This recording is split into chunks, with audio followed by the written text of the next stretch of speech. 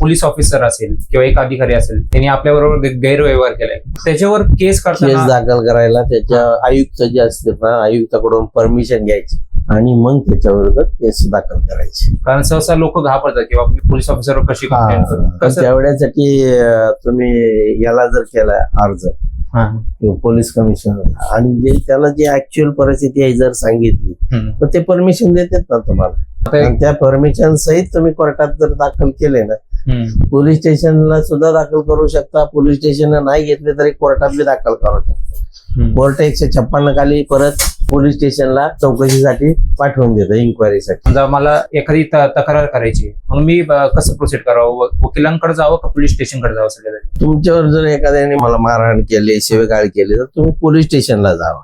पण तुम्हाला एखाद्याने चेक दिला आणि तो चेक नाही वाटला तर तुम्ही वकिलाकडे जावा. सहसा असं म्हणलं जातं की दवाखान्याची आणि पोलीस स्टेशनची पायरी जास्त चढून आहे. त्यामुळे सहसा लोक अंगावर काढतात, स्वतःवर सहन करतात, पण केस दाखल नाही करत. कारण जो निकाल जो आहे ना, एखादी केस दाखल झाली तर त्या माणसाला थोड्या दिवसात त्याचा निकाल मिळायला पाहिजे. परंतु आता असं झालेलं आहे की तो पिढ्यानपिढ्या तो पुढे चालत जातो. त्याच्यामुळे लोक काय म्हणते, नको कोर्टाची पायरी चढायची.